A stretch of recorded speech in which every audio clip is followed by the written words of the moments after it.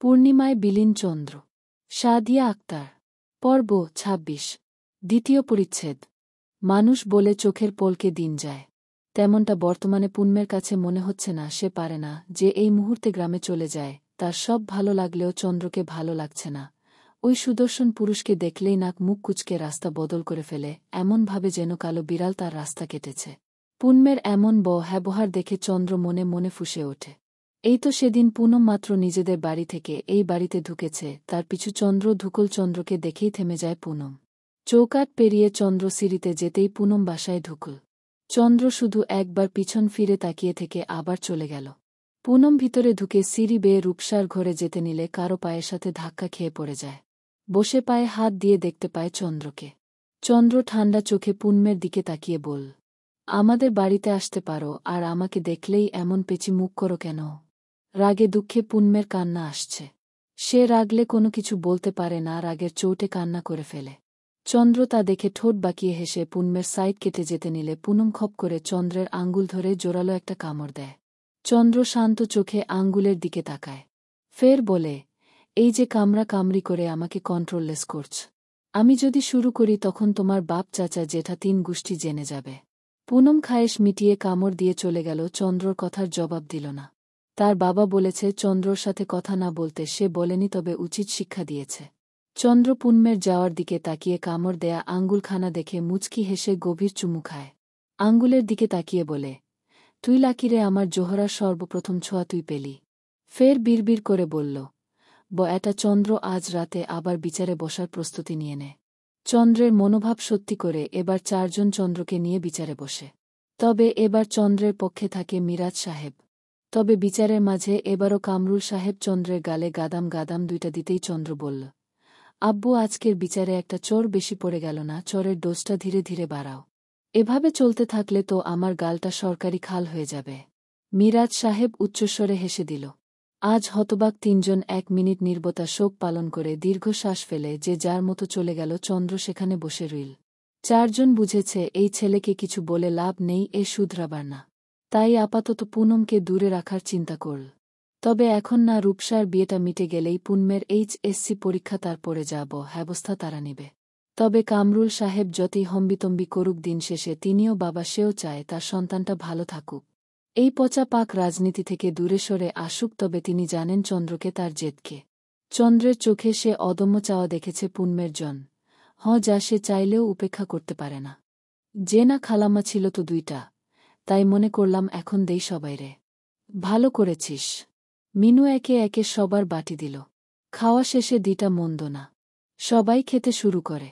তবে শিলার শাশুড়ি প্রথম চামচ ভালো খেলেও পরের চামচ খেয়েই চিৎকার দিয়ে ওঠে, কি হয়েছে আম্মা? রমিজরে মুখ পুইরা গেল। আমার দিয়ে চুনা ছিল। তার কথা শুনে সকলে অবাক। বলে, কি উনি? শিলা অবাক স্বরে বলল, কি বলছেন আম্মা, দিয়ে কোনো চুন ছিল না, আমরা সবাই দিয়ে খেয়েছি। মহিলা ঝাঝালো স্বরে বলল, তাই আমি কি মিছা কথা কইতাছি বড়বু? এই দেহ। বলেই জিহ্বা বের করে দেখা, জিহ্বায় এখনো চুন লেগে আছে। চাঁদনী বেগম হতদন্ত হয়ে তাড়াতাড়ি তাকে কুলি করায়। মিনুর দিকে কঠিন স্বরে বলল, মিনু, দিয়ে চুন আসল কিভাবে? কেঁদে ওঠে মিনু। বলল, খালাম্মা, আমি কেমনে কমু? আমি তো দিয়ের পাতিল থেইকাই দিয়ে দিছি। বলেই আরও একটু শব্দ করে কেঁদে দেয়। সিতারা খানম বলল, মিনুকে দোষ দিচ্ছ কেন আপা? মিনু এত বছর ধরে কাজ করে, ওর দোষ পেয়েছ কখনো? ফের মিনুকে বলল, এই মিনু, তুই যা, রান্নাঘরে যা। শিলার শাশুড়িকে কুলি করিয়ে মধু খাইয়ে তার ঘরে পাঠায় চাঁদনী বেগম। ততক্ষণে সবার খাওয়া শেষ। তিনি ঘরে যেতে যে যার ঘরে চলে গেল। শিহাব রিশান নিজেদের ঘরে যায়। তবে রিশান শিহাবের কানে কানে বলল, দেখেছিস, বলেছিলাম না কোনো ঘাপলা আছেই। ভালো হয়েছে, বুড়ি বহুত শয়তান, সারা জীবন আমাদের আম্মুকে জ্বালিয়ে মেরেছে। আর কারো সাথে তো থাকেই না। এই ২ ভাইয়ের কথা কামরুল সাহেবের কানে গেল। ২ ভাই নিজেদের মদ এ কথা বলতে বলতে নিজেদের ঘরে যায়। তারা টের পায়নি তাদের পিছনে কামরুল সাহেব আছে। তিনি অ্যাপে গেলেও নিজেকে সামলায়। বিড়বিড় করে বলল, এই ছেলেটা কেমনে এমন হলো? আমি তো এমন ছিলাম না। পারভেজ সাহেব সিতারা খানম ঘরে ঢুকে আগে মেয়েদের সাথে কথা বলে নেয়। এরপর পারভেজ সাহেব ফোন দেয় আনিস সাহেবকে। প্রতিদিন রাতে একবার ঘুমন্ত পুনমকে না দেখলে তার ঘুম হয় না। আনিস সাহেব ফোন রিসিভ করে। টেবিলে বাটির সাথে স্ট্যান্ড করে।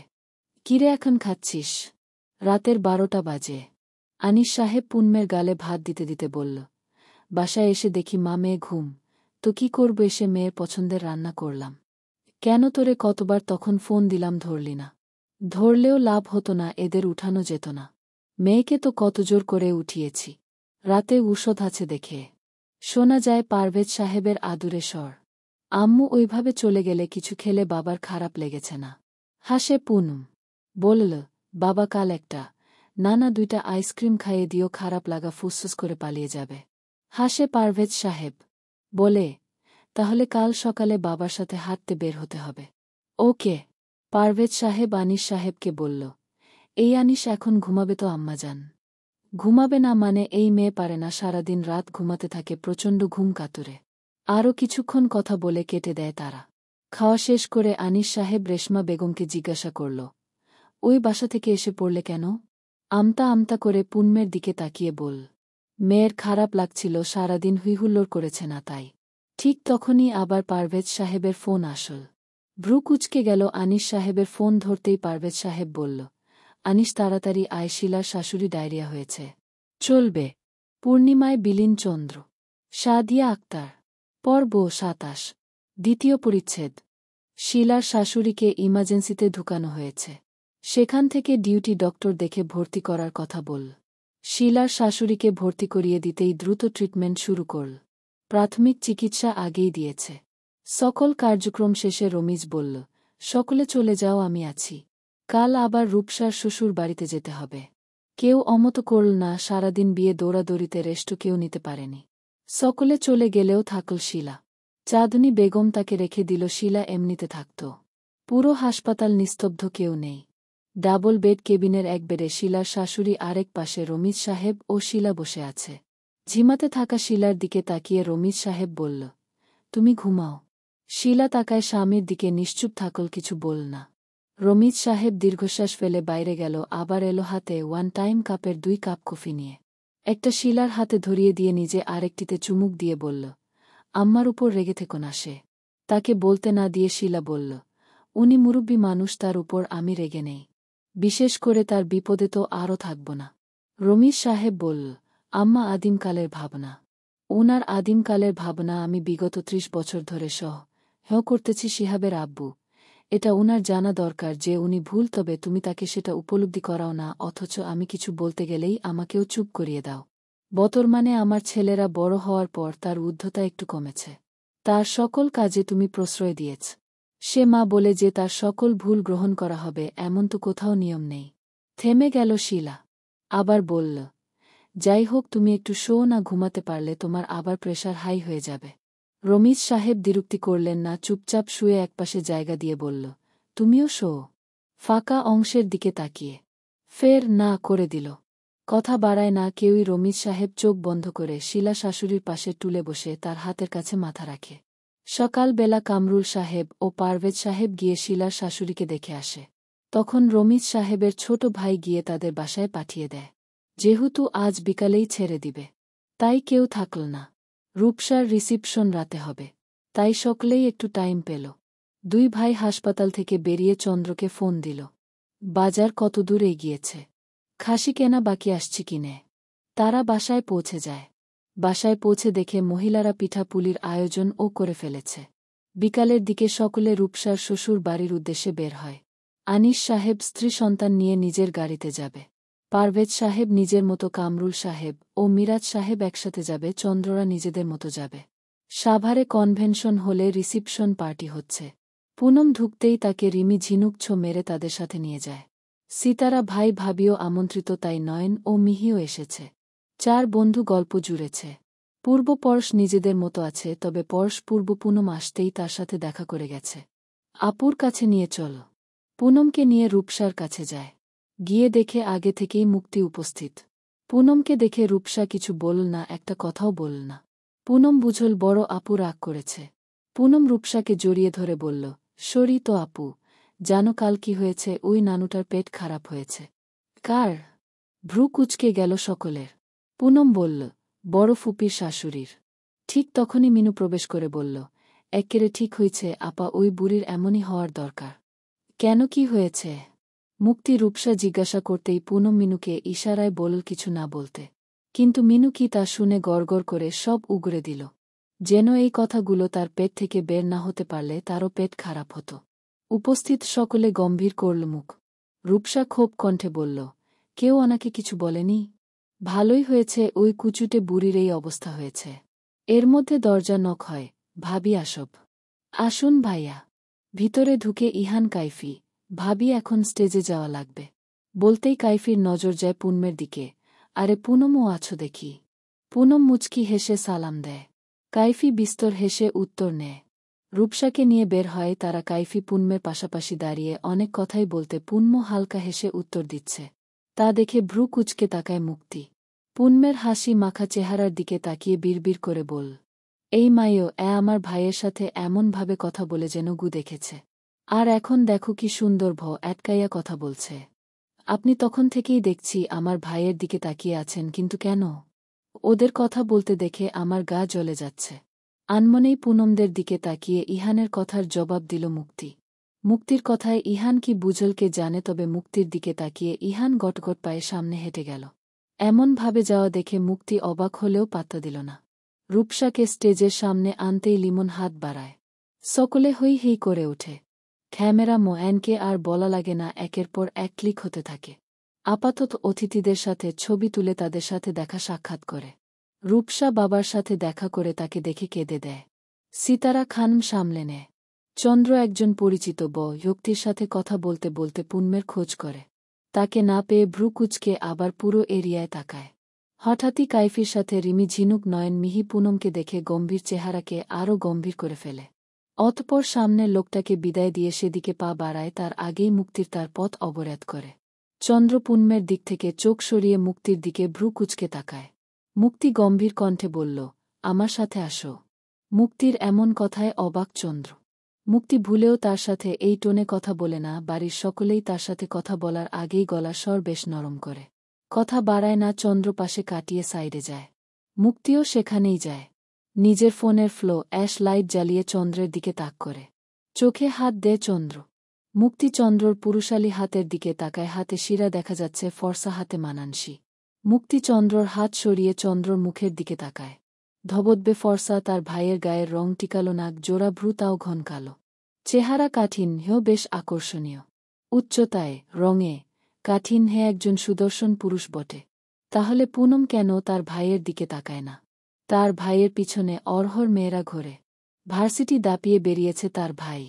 এভাবে সঙ্গের মতো দাঁড়িয়ে না থেকে কি বলবি বলো? আর এই লাইট সরা।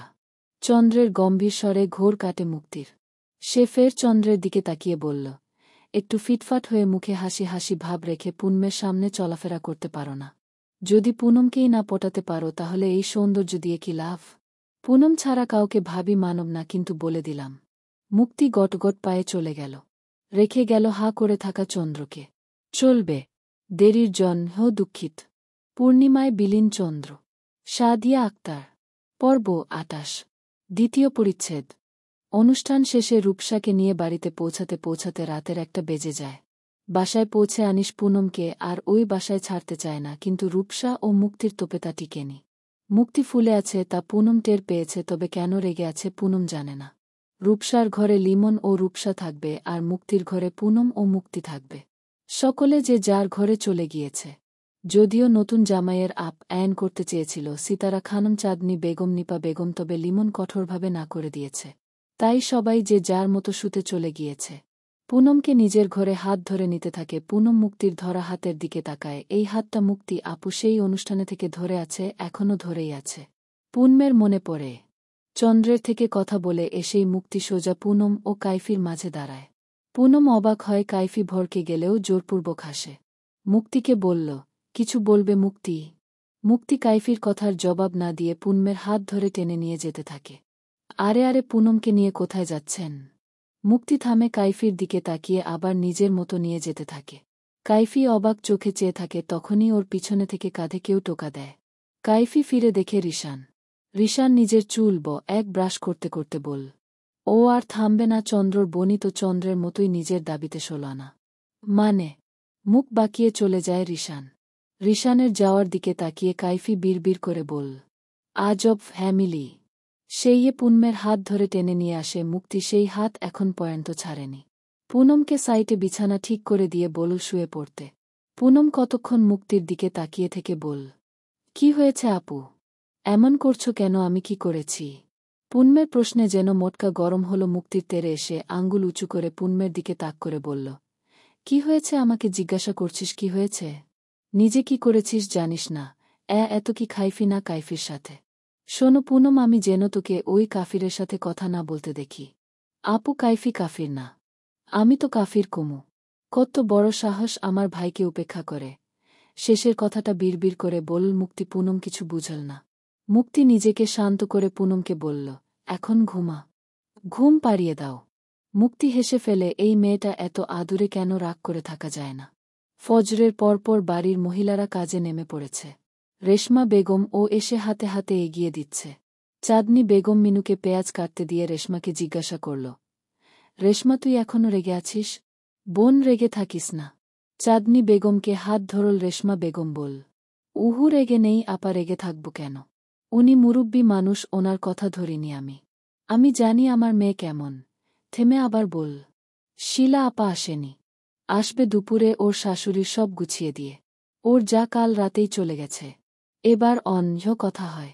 রমণীরা কথা শেষ করতে করতে সকালের ব্রেকফাস্ট তৈরি শেষ করে। সকালে 10টায় ঘুম থেকে উঠে সবাই।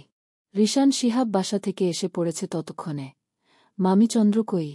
দুই ভাই দৌড়ে আগে চন্দ্রের রুমে গিয়ে তাকে না পেয়ে বল। চাঁদনী বেগম সহ সকলে ওদের হাঁপাতে থাকা দেখে অবাক হয়। কামরুল সাহেব বাইরে থেকে এসে বলল, চন্দ্র কই? ভাইজান চন্দ্র ঠিক আছে, চট্টগ্রামে পৌঁছাতে আর 1 ঘন্টা লাগবে। মালের শিপ আটকে গেছে, এজন্য। নতুন কাস্টমস অফিসার এসেছে তো তাই ঝামেলা হয়েছে। গম্ভীর হয় কামরুল সাহেব। পারভেজ সাহেবের উদ্দেশ্যে বলল, আমি 1000 বার বলেছি কোনো নির্ভেজাল ব্যবসা করো, আর না হলে জাহাঙ্গীরনগর বিশ্ববিদ্যালয় থেকে লেকচারারের অফার এসেছে, সেটা কর না। এই গোয়ার ছেলে নিজের মর্জি মতোই চলে। আরও অনেক কিছু বলে কামরুল সাহেব ঘরে চলে গেলেন। ততক্ষণে লিমন কথা বলে ফেলেছে বন্দরে তার পরিচিত লোকের সাথে। 12টার পর চন্দ্র ফোন দিয়ে চাঁদনি বেগমের সাথে কথা বললে তার কান্না থামে এবং সবার চিন্তা কমে। পুনম এরকম পরিস্থিতিতে কখনো পড়েনি, তাই ভয় পেয়ে গেছে। ঠিক ঝিনুক ও রিমি, নিশা, মুক্তি, রূপসা রায়ে পূর্বপরশেরা বেশ ভয় পায়। হাসি খুশি মুহূর্তটা কেমন বিলীন হয়ে গেল। আবার চন্দ্রের ফোন পেয়ে সব ঠিক হয়ে গেল। এই মুহূর্তে পুনম বুঝল ওই কাট্টাখোট্টা গোয়ার ঘাট এরা লোকটা এই বাড়ির প্রাণ। এই বাড়ির সকলে চন্দ্র অন্তপ্রাণ। কিছুক্ষণের পুনমের নিজেরও অনেক ভয় লাগছিল। তবে পরিস্থিতি এখন কন্ট্রোলে আছে। রিশান শিহাব ও লিমন কাছে বেরিয়েছে। পরশ পূর্ব স্কুলে গেছে, সামনে তাদের এক্সাম। পারভেজ সাহেব ও মিরাজ সাহেব নিজেদের অফিসের উদ্দেশ্যে বেরিয়েছে। কামরুল সাহেব নিজের ঘরে বসেছিলেন। অদূরে রৌদ্র ঝলসানো আকাশের দিকে তাকিয়ে কিছু ভাবছেন। ফের পাঞ্জাবির পকেট থেকে ফোন বের করে আনিস সাহেবের ফোনে কল দিল। আনিস, একটু আমার ঘরে আসতে পারবি? দুপুরের পরপর লাঞ্চ করে যে যার কাজে গেলে আনিস সাহেব বাসায় ফেরে। আজ সে যায়নি, কাল ঘুম হয়নি খুব একটা। কেমন এলোমেলো স্বপ্ন দেখে একটু পরপর ঘুম ভেঙেছে। শুয়েছিল তখনই কামরুল সাহেবের ফোন কলে অবাক হয়। লুঙ্গির উপরে শার্ট গলিয়ে বের হয়। কামরুল সাহেবের ঘরে এসে নক করলে ভিতর থেকে আওয়াজ আসে, আয়, খোলা আছে। আনিস সাহেব ভিতরে ঢুকে দেখে তার বোন ও ভগ্নিপতি আজ একটু বেশিই গম্ভীর হয়ে আছে। সবসময় ঠোঁটে হাসি নিয়ে বেড়ানো চাঁদনি বেগমের চেহারায় চিন্তার রেখা। কি হয়েছে আপা, এমন করে বসে আছিস? চন্দ্রের আবার কোনো খারাপ খবর পেয়েছিস নাকি? আনিস সাহেবের কথার কোনো জবাব দিল না এই দম্পতি। একে অপরের দিকে তাকায় কামরুল সাহেব বলল, বস আনিস, কথা আছে। বসল আনিস সাহেব। বুঝলব ব্যাপারটা বেশ জটিল, তাই বাকবিতণ্ডায় জড়াল না। আমার চন্দ্রটা ছোটবেলা থেকেই বেশ গম্ভীর অ্যাচুরিটি ছিল আনিস, সেটা তো জানিস। বোনের কথায় মাথা নাড়ায় আনিস সাহেব। সেটা ছোটবেলা থেকেই ছিল এবং বেশ সভ্য ছিল। এটাও নিশ্চয়ই জানিস অর্জন, হয় তোর দুলাভাই সামান্য সিগারেট পর্যন্ত ছাড়তে হয়েছিল। সেই ছেলেটা যেগুলো ঘৃণা করত। সেই ছেলেটা একজন ড্রাগ অ্যাডিক্টেড। এই কথাটা একবারও তোর মাথায় আসেনি? চুপ থাকে আনিস সাহেব। এই ভাবনাটা একবারও তার মাথায় আসেনি। এটা ঠিক না, সেও ভেবেছে, অনেক ভেবেছে। আনিস সাহেব যখন এলাকা ছাড়ে তখন চন্দ্র 10 বছরের। তখন থেকেই ছেলেটা বেশ অ্যাচুয়েট এবং চুপচাপ ছিল। তবে যখন বাবা মায়ের সাথে তাদের গ্রামে গিয়েছিল তখন চন্দ্রকে কোকেন শুকতে দেখে বেশ অবাক হয়েছিল আনিস সাহেব। এবং তিনি দেখল তাকে দেখেও চন্দ্রের কোনো রাখঢাক ছিল না। এরপর থেকেই একটু বিদ্রূপ জন্ম নেয় তার মনে। তিনি ভেবেছিলেন দুলাভাইয়ের টাকার জোরে ছেলেটা নষ্ট হয়ে গেছেন, তবে তিনি এটাও জানতেন তার বোনের শিক্ষা কখনো বিফলে যেতে পারে না। আনিস! কামরুল সাহেবের ডাকে ভাবনাচ উতো হয় আনিস সাহেব। বলল, এই কথাটা অনেকভাবে আমার মনে আসলেও জিজ্ঞাসা করতে পারিনি, নিজের মতো খোঁজ নিয়েও কিছু পাইনি। খোঁজ পাবি কিভাবে পারভেজ যে খুব সূক্ষ্মভাবে সব ধামাচাপা দিয়েছে। যা হয়েছে হয়েছে, দুলাভাই এখন ছেলেটাকে এসব থেকে কিভাবে ফিরানো যায় সেটা ভাবেন। ওরে তো রিহ অ্যাবে পাঠানো উচিত। সব ঠিক হবে আনিস চন্দ্র, রিহ অ্যাবে যাবে শুধু একটা কাজ করলে, ওর আবদার পূরণ করলে। তাহলে দেরি করছেন কেন দুলাভাই, ওর আবদার পূরণ করেন। সেটা তো তুই করতে পারবি ভাই। আমি? কিন্তু কিভাবে? তোর মেয়েটাকে আমার ছেলের জন্য দিবি ভাই। চাঁদনী বেগমের কথায় অবাক আনিস সাহেব। চলবে। এডিট ছাড়া পর্ব ভুল ত্রুটি ক্ষমাপ্রার্থী। পূর্ণিমায় বিলীন চন্দ্র। সাদিয়া আক্তার। পর্ব ২৯। দ্বিতীয় পরিচ্ছেদ। থম মেরে বসে রইলেন আনিস সাহেব। এমন না যে চন্দ্রের প্রতি তার ভালোবাসা নেই, সেও চন্দ্রকে ভালোবাসে। ছোটবেলা চন্দ্রকে কত কাঁধে চড়িয়ে ঘুরেছে সে। আর পারভেজের জান ছিল। চন্দ্র তখন বাড়িতে কোনো বাচ্চা ছিল না, তাই দুই বাড়িরই আদর একা চন্দ্র পেয়েছে। সেই ছেলের এই অধন পতন মানতে পারেনি আনিস সাহেব। তবে দীর্ঘ সময় পরিবার থেকে দূরে থাকার দারুণ একটা হেজিটেশন ফিল হতো সব সময়, তাই কিছু বলত না। তবুও সাহস করে একবার পারভেজ সাহেবকে জিজ্ঞাসা করেছিল। সে কিছুক্ষণ গম্ভীর থেকে বলতে নিলে তখন পূর্ণমাসায় আর বলা হয়নি। বাড়ির প্রথম সন্তান হিসেবে বরাবরই চন্দ্র সবার প্রিয়, তবে আনিস সাহেব মেয়ের পাশে চন্দ্রকে মানতে পারে না। বাবা মা স্বার্থপর। এইটা দুনিয়ার সকল বাবা মা নিজের সন্তানের মঙ্গলের জন্য সকল কিছু করতে রাজি। তাই দুলাভাই ও বোনের প্রতি রেগে নেই তিনি। তবে বরাবরই পুণ্যের পাশে চন্দ্রকে মানতে পারেন না আনিস সাহেব। কিছু বল আনিস। আমার ছেলেটা একদম ভালো হয়ে যাবে, আমি জানি আনিস মাতো। তা হয় না আপা, আমার মেয়েটা চন্দ্রকে খুব একটা পছন্দ করে না। আর দ্বিতীয় কথা, আমি কাউকে কথা দিয়েছি। আনিস সাহেবের কথায় অবাক হয় কামরুল সাহেব ও চাঁদনী বেগম। চাঁদনী বেগম অবাক স্বরেই বলল, কাকে? রূপসা শাশুড়ির বোনকে। তার সাথে আমার অনেক আগে থেকেই পরিচয় ছিল, যখন তার ছেলে আমাদের গ্রামে সরকারি স্কুলে পোস্টিং নিয়ে যায়। সেখান থেকেই তার সাথে আমাদের পরিচয়। তার ছেলে কাইছি আহমেদ পুনমকে পছন্দ করে। তাই তারা সরাসরি বিয়ের প্রস্তাব নিয়ে আসে। তখন মেয়ে ছোট থাকায় আমি বিয়ের কথা আগাইনি, তবে কথা দিয়েছিলাম মেয়ে বড় হলে বিয়ের কথা আগাব। রূপসার বিয়েতে কাকতলীয়ভাবে দেখা হওয়ায় পুরনো কথা আবার উঠে। তারা সামনের শুক্রবার তো আসতেও যাচ্ছে। একটানা বলে থামলেন আনিস সাহেব মাথা উঁচু করে। দুলাভাই ও আপার চোখে চোখ রাখার সাহস করে না। সে বুঝতে পারে তার আপার সকল আশা ভরসা সে ভেঙে দিয়েছে। আনিস সাহেব মানতে বাধ্য। সেও পুনমকে নিয়ে চন্দ্রের পাগলামি দেখেছে। তবে ওই যে একটা জায়গায় আটকানো চন্দ্রে নেশা করা, এছাড়া আর কোনো ত্রুটি নাই ছেলের। আমি আসি আপা। আনিস সাহেব চলে গেলেন। তার যাওয়ার দিকে বিষ বদনে তাকিয়ে আছে চাঁদনী বেগম। তার মানিককে কি তার বুকে আবার ফিরানোর কোনো রাস্তা নেই? তাদের শেষ সম্বলটুকু ও আজ নিঃশেষ হল। পুনম অনহকারও হলে এই ছেলে যে তাণ্ডব শুরু করবে। সন্ধ্যায় লিমন আসেনি, তার কিছু কাজ পড়ে গেছে চন্দ্রের ওইখানে, তাই তার সাথে রিশানও থেকে গেছে। ইহান এসে রূপসাকে নিয়ে যায়। চাঁদনী বেগম কেমন নেতিয়ে গিয়েছে এক দুপুরে। আপা আপনি যান, আমি এগুলো গুছিয়ে রাখছি। সিতারার কথায় তার দিকে তাকিয়ে আর কিছু বলল না, সে চলে গেল। সিতারা তার যাওয়ার দিকে অবাক চোখে তাকিয়ে আবার নিজের কাজে মন দিল। এটো থালাবাসন মেজে মিনুর হাতে দিল। মিনু সেগুলো মুছে সেলফে রাখল। নিপা বেগম বাসায় নেই, তার মা অসুস্থ হওয়ায় বিকালেই চলে গিয়েছে। কাজ শেষে মিনুকে ঘুমাতে বলে রান্নাঘরের লাইট নিভিয়ে ঝিনুক রিমির ঘরে উকি দেয়। তাদের ফোন টিপতে দেখে ফোন রেখে ঘুমাতে বলে চলে আসে। পূর্ব রাইও অ্যানের ঘরে দেখে তারা ঘুম এবার যায় মুক্তির ঘরে। মুক্তিও ঘুমানোর প্রস্তুতি নিয়েছে। তাই এবার সিতারা নিজের ঘরে ঢুকল। পারভেজ সাহেব চোখের উপরে হাত ভাঁজ করে রেখে শুয়ে আছে। সিতারা পাশে বসে পারভেজ সাহেবকে ডাক দিল। ঘুমিয়ে গেছেন? পারভেজ সাহেব চোখ থেকে হাত সরিয়ে সিতারার দিকে তাকায়।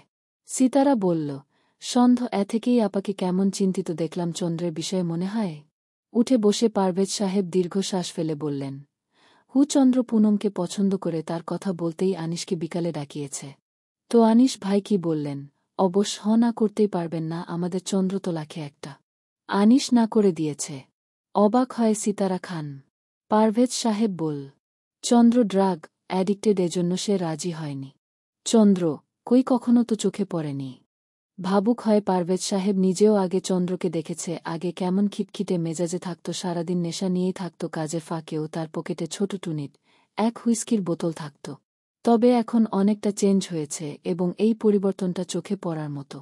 তবে পারভেজ সাহেব এটাও জানে ড্রাগটা চন্দ্র পুরোপুরি ছাড়তে পারবে না কাউন্সেলিং ছাড়া। চন্দ্র পুনমটাকে অনেক পছন্দ করে, সিতারা তার এই পরিবর্তন পুনমের জন্যে। পুনম তো তোমার মেয়ে পারভেজ, তোমার অধিকার আছে ওর বিষয়ে ডিসিশন নেয়ার। গম্ভীর হয় পারভেজ সাহেব, গম্ভীর স্বরেই বল। আজকে বলেছ ফের যেন তোমার মুখে আমি এই কথা না শুনি। পুনমের বায়োলজিক ফাদার আমি হলেও তাকে নতুন জন্ম দিয়েছে আনিস, তাই আনিসের অধিকার বেশি। সিতারা আর কিছু বলার সাহস করে না, মাথা নাড়িয়ে চুপচাপ শুয়ে পড়ে। পারভেজ সাহেব ও শুয়ে পড়ে। রাতের আধারে হোটেলের ছাদে বসে আছে তিনজন পুরুষ। লিমন বীরসবোদনে বসে আছে। শালা তোমাদের জন আজ নতুন বউ রেখে এই ছাদে তোমাগো লগে সময় কাটাইতে হচ্ছে। লিমন ভাই, আপনি তো নতুন বউ রাইখা আইছেন, আমি তো নতুন গার্লফ্রেন্ড রাইখা আইছি। আপনেগো বিয়ার উপলক্ষে এই সুযোগে একটু যাই পটাইতে পারছি। এখন এখানে আইসা নেটওয়ার্কের কারণে ওই গার্লফ্রেন্ডের লগে কথা কইতে পারি নাই, তাই রাগ কইরা আছে। আয় ভাই, দুইজন জরাজরি কইরা কান্দি কতক্ষণ, বলেই লিমন রিশানকে জড়িয়ে ধরে। কিছু মনে হতেই দুইজন মাথা একসাথে চন্দ্রের দিকে ফিরায়। টুকুর টুকুর চোখে চন্দ্রের দিকে তাকিয়ে আবার নিজেরা চোখে চোখে কথা বলে। চন্দ্রকে জিজ্ঞাসা করল রিশান, এই চাঁদ মামা কাজ সেই সন্ধ্যায় শেষ, তাহলে থাকলি কেন আজ এখানে? চন্দ্র একমনে দুই আঙ্গুলের ফাঁকে থাকা নিকোটিনের ধোঁয়া উড়াতে থাকে। লিমন বল, চন্দ্র, আমরা চাইলেই চলে যেতে পারতাম আজ। তুমি থেকে গেলে কেন? যাতে কেউ সন্দেহ না করে। চন্দ্রের কথা বুঝল না দুইজন একে অপরের দিকে তাকিয়ে। চন্দ্রকে জিজ্ঞাসা করল, কিসের সন্দেহ? কাল কেউ আমার জোহরার সাথে খুব হেসে হেসে কথা বলেছিল, তার মুখের হাসি আমার অন্তরে জ্বালা সৃষ্টি করেছে। চন্দ্র নিজের জ্বলবে হোকে জ্বালাবে না এই ফিদরাত চন্দ্রের নেই, তাই তার ওই সুন্দর হাসি বিগড়ানো ও তার কণ্ঠের মেরামত করার দায়িত্বটা আমার, তাই না? ছেলেটা পুনমকে ডিস্টার্ব করেনি, চন্দ্র জাস্ট হেসে কথা বলেছে। তাই তো ওর মধু ঝরা হাসি আরও দেখার জন্য লোক পাঠিয়েছি। চিন্তা করিস না, জাস্ট কয়েকদিন বোবার মতো থাকবে, এরপর আস্তে আস্তে ঠিক হয়ে যাবে। দীর্ঘশ্বাস ফেলে রিশান ও লিমন। কিছু বলে না জানে এখন বলেও লাভ নেই, চন্দ্র যা করার করবেই হয়তোবা করে ফেলেছে। বিরক্ত হয়ে লিমন বলল, এখানে থাকার মানে তো বুঝলাম না। যাতে আমার শ্রদ্ধে বাবা আমার দিকে আঙ্গুল না তুলে, যাতে বুঝা যায় এটা একটা ছিনতাইকারীর কাজে। চন্দ্রের কথা শুনে তারা আবার একে অপরের দিকে তাকিয়ে দীর্ঘশ্বাস ফেল। চলবে। পূর্ণিমায় বিলীন চন্দ্র। সাদিয়া আক্তার। পর্ব ৩০। দ্বিতীয় পরিচ্ছেদ। কানের কাছে মোবাইল ফোনের ভাইব্রেটর শব্দে বিরক্তি লাগল লিমনের। সে হাতরে মোবাইল নিয়ে ঝাপসা চোখে দেখল ইহান ফোন দিয়েছে। মস্তিষ্কক অ্যাচ করতে পারল না, তবে ফোনটা রিসিভ করল। রিসিভ করতেই ওপাশ থেকে ইহান বল, লিমন কাইফির অ্যাক্সিডেন্ট হয়েছে, ও হাসপাতালে ভর্তি। তরাক করে উঠে বসল লিমন। পাশে শায়িত রিশানের দিকে তাকিয়ে কাল রাতের সব মনে পড়ল। সে আসছে, ইহানকে জানিয়ে রিশানকে ডাকে। কি হয়েছে লিমন ভাই, ঘুমাতে দাও। রিশান, উঠ কাইফি হাসপাতালে ভর্তি, আমাদের যেতে হবে। রিশান ও লিমনের কথা শুনে লাফ দিয়ে ওঠে। ওয়াশরুমে যেতে যেতে বলল, ওই চাঁদ মামাকে বল সূর্য মামা জেগে গেছে, এখন উঠে পড়তে। লিমন চন্দ্রকে ডাকার আগেই চন্দ্র ঘরে ঢুকে লিমনকে বলল, লিমন ভাই রেডি হও, ১ ঘন্টা পর আমাদের ফ্লাইট। লিমন দেখল চন্দ্র ফুল রেডি, গোল গলার কালো টি শার্টের উপর লেদারের জ্যাকেট জড়িয়েছে। তুমি তো ফুল বাবু সেজে বসে আছো, আমাদের আরেকটু আগেই ডাকতে পারতা। সেটা ইহান ভাই করে ফেলেছে, আমার দরকার নেই। দীর্ঘশ্বাস ফেলে লিমন বাথরুমের দরজা ধাক্কাতে ধাক্কাতে রিশানকে দ্রুত করতে বল। বের হল না। রিশান নিজের মতো সময় নিয়েই বের হল। এত ধাক্কানোর কি আছে লিমন ভাই? শালা তোর কোষ্ঠকাঠিন্য আছে নাকি যে বাথরুমে ঘন্টার পর ঘন্টা লাগাস? এটা মানুষ ফুরুত করে যাবি আর সুরুত করে আসবি, সেটা আমার হয় না। বলেই চন্দ্রের দিকে তাকিয়ে বলল, এটা তুই সেজে গুজে বসে আছিস, আগে থেকে বলবি না যে কখন যাবি? চন্দ্র নিজের মতো ফোনে ব্যস্ত। রিশান রেডি হতে হতে লিমন আসে। তিনজন একসাথে রেডি হয়ে চলে যায় এয়ারপোর্টের উদ্দেশ্যে। চন্দ্ররা হাসপাতালে পৌঁছে দেখে ফাতেমা আক্তারের বুকে মাথা রেখে কেঁদে চলেছে কাইফির মা। আর কাইফির বাবা আনিস সাহেবের সাথে কথা বলছে। আনিস সাহেবের সাথে কথা বলতে দেখে চন্দ্রের ভ্রু কুঁচকে যায়। তাদের পাশ দিয়ে যাওয়ার সময় চন্দ্র ও আনিস সাহেবের সাথে এক দফা চোখাচোখি হয়। রূপসা এরকম কিভাবে হয়েছে? শান্ত স্বরে জিজ্ঞাসা করে চন্দ্র। চন্দ্রের কথা শুনে রিশান লিমন হা হয়ে তার দিকে তাকিয়ে আছে কেমন পাল্টিবাজ ছেলে। বাড়ির সকলের সাথে পুনমকে দেখে বিশেষ পছন্দ হল না চন্দ্রের, তবুও কিছু বলল না। ডাক্তার বের হল চেক আপ করে। লিমন এগোয়ে ডাক্তারের সাথে কথা বলতে, সাথে ইহান ও আছে। ভোকাল কর্ডে একটু সমস্যা হয়েছে, কিছুদিন কথা বলতে পারবে না। ঠিক হয়ে যাবে তো ডক্টর? হ্যাঁ, খুব একটা প্রবলেম হয়নি, ইনশাল্লাহ ঠিক হয়ে যাবে। আর হাতের ফ্র্যাকচার হয়েছে, ইনশাল্লাহ 1 সপ্তাহ পর প্লাস্টারটা খুলে ফেলব। ডাক্তার চলে যায়। কাইফির কাছে যায় সকলে। কাইফি ঘুম দেখে কেউ আর থাকে না, চলে যায়। শুধু থেকে যায় কাইফির মা কুসুম ও তার বাবা নজরুল সাহেব। চাঁদনী বেগম তাদের জন্য খাবার নিয়ে আসে। সবার মধ্যে থেকেও মুক্তির দিকে খেয়াল করল ইহান। সে কেমন হাসি খুশি ভাবে আছে। ইহান মুক্তির দিকে তাকিয়ে কিছু মিলানোর চেষ্টা করে, তবে পারে না। আবার মুক্তির মুখের এক্সপ্রেশন দেখে এই হাসি তো এই দুঃখী। কিছুক্ষণ থেকে সবাই চলে আসে বাড়িতে। বাড়িতে এসেই চাঁদনী বেগম ছেলের পিছনে পড়ে যায়। 2 দিন ছেলেটা বাসায় ছিল না, তার কাছে মনে হয়েছিল যেন কত বছর তার কাছে ছাড়া হয়েছিল।